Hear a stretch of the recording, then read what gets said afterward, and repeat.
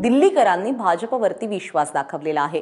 दिल्ली महानगरपालिकेमध्ये भाजपला मोठा विजय मिळालेला आहे। 270 पैकी 185 जागांवरती भाजपचे उमेदवार विजयी झालेत। दिल्ली महानगरपालिकेत मोदी लाट कायम असल्याचं स्पष्ट पाहायला मिळतंय। त्यामुळे दिल्ली महानगरपालिकेवरती भाजपचाच दबदबा असणार आहे। तर दुसरीकडे दिल्लीत सत्तेत असलेल्या आम आदमी पार्टीला मोठा फटका बसलेला आहे, कारण विजयाचा दावा करणाऱ्या आम आदमी पार्टीला 50 जागा देखील जिंकता आलेल्या नाहीत।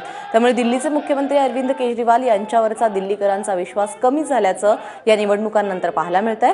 काँग्रेसची चांगलीच वाताहत झालेली आहे। काँग्रेस अवघ्या 28 जागांवरती खाली आलेली आहे। पराभवामुळे दिल्ली काँग्रेसचे अध्यक्ष अजय माकन यांनी पदाचा राजीनामा दिलाय।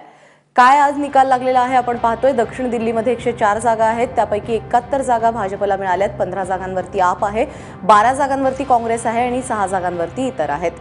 पूर्व दिल्लीमध्ये 63 जागा आहेत, त्यापैकी 63 पैकी जवळपास 49 जागा हा शेवटचा आकडा आहे। 49 जागा भाजपला, 9 जागा आपला, 3 जागा काँग्रेसला, 2 इतरांना। 104 जागा आहेत दक्षिण दिल्लीमध्ये आणि त्या ठिकाणी देखील भाजपला मोठं यश मिळालेलं आहे। घवघवीत यश या ठिकाणी मिळालेलं आहे भाजपला। दिल्लीमध्ये महानगरपालिकेत मोदींची लाट पाहायला मिळतेय।